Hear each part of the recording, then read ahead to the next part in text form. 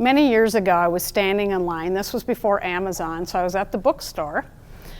And I was standing in line waiting to check out. I had my books. And this woman asks the person at the clerk, she said, "Do you guys have any books on what stress causes as far as disease is concerned?" And I looked at her and I said, "Well, they don't write a book about that because it causes everything. Stress is the underlying cause of every disease and disorder. And so when you don't have a handle on stress, it biochemically starts destroying your body. Stress is the culprit. It's like driving your car at 100 miles an hour all the time. And when you drive your car at 100 miles an hour, what happens? Your gas mileage goes down, your brakes and tires wear out faster. The car itself starts wearing down faster than if you had driven it at 55 miles an hour. And so when you have high levels of stress, and we live in an extremely stressful environment, we all do. And as we get more and more progressive, our jobs get more stressful, school gets more stressful for children, the level of stress that our body has to handle gets greater and greater. And when you drive your car at 100 miles an hour, you're going to put more gas in it.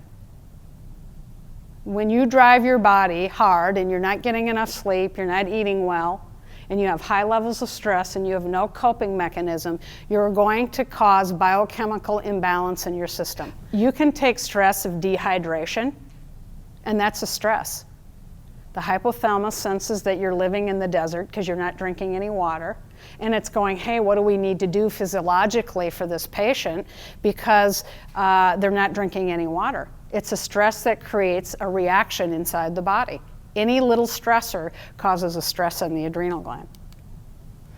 And this is one of my favorite charts to explain how this all works. So up here you start out with a stimulant like caffeine, alcohol, tobacco, sugar, so on and so forth. Sugar has its own little arrow. And of course we talked about the different areas of stress. And then what happens is the adrenal gland responds just like the pancreas does with blood sugar. It responds by producing cortisol, epinephrine. And then what happens, you get increased heart rate, higher blood pressure, and you have a difficulty breathing. So people that have panic attacks, this is the mechanism that happens. And then what happens when you have increased cortisol levels, you start producing, cortisol stimulates the pancreas to make insulin. Okay, so what do you want when your insulin is high and you don't have any sugar in your system? You're hypoglycemic, and now all of a sudden you want sugar. And it's this vicious cycle that starts.